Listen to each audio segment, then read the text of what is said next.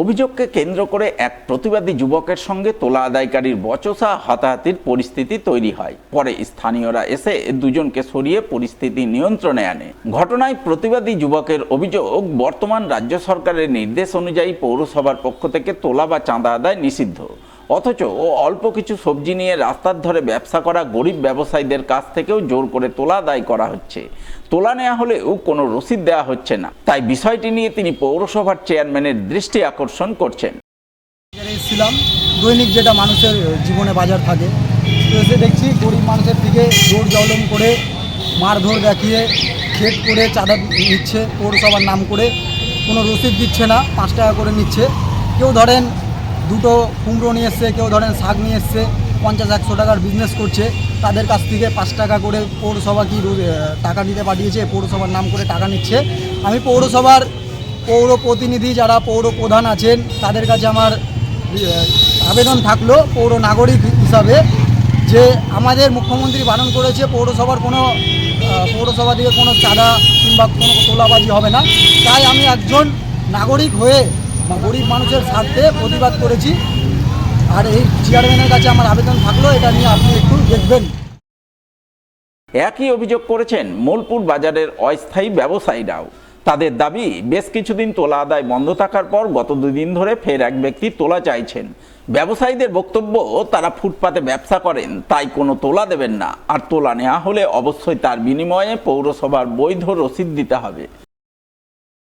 ছিল তোলা তুলে, যে চাঙ্গাটা তোলা তুলে বলছিল, বললো কি যে তোলা দাও। আমি বলছি কালকে তো আমি আসিনি, জানি না, তোলা তো বন্ধ আছে এতদিন। আমাকে বললো টাকা দাও, তো আমি আবার দিলাম। তো এই ছেলেটা বললো কি যে তোমরা কেউ টাকা দিবা না, তোলা তো এখন বন্ধ আছে। এই ছেলেটার সাথে ধাক্কাধাক্কি হলো, মোবাইল কেড়ে দিচ্ছি। আমরা তো এখন তোলা বলছি যে দিব না, আমরা রাস্তার উপরে করে খাচ্ছি, কোনো রকম সবজি টবজি না। তোলা তো দিতে এখন বারণ করেছে, তো আমরা তখন তোলা দিব চাইছি না, তোলা দিব না।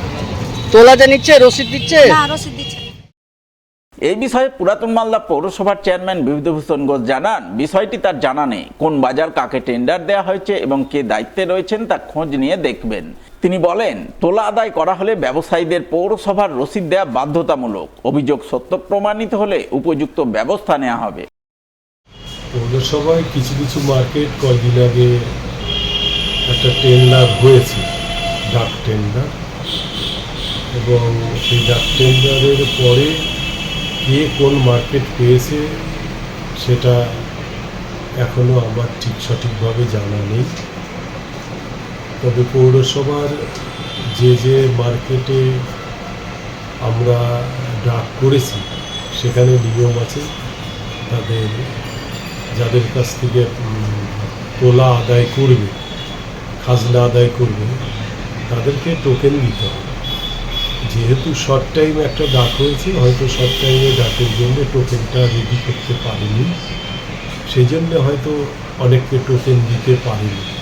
কিন্তু যাই হোক, ব্যাপারটা আমাকে তবু জানতে হবে আমাদের যেখান থেকে ডাক হয়েছিল, যে বর্তমানে সেই ডাক হওয়ার পর আমরা কোন কোন মার্কেটের তোলা আদায়ের জন্য অর্ডার দিয়েছি, কোন কোন মার্কেটকে এখনো দিতে পারিনি, বা কোন কোন মার্কেটের তোলা আমরা হয়তো ডাক করিনি, কেউ যদি অবৈধভাবে তোলে, সেগুলো আমাদের জানার পরে আমরা যদি সেরকম কিছু থাকে তাহলে তার বিরুদ্ধে ব্যবস্থা নেব।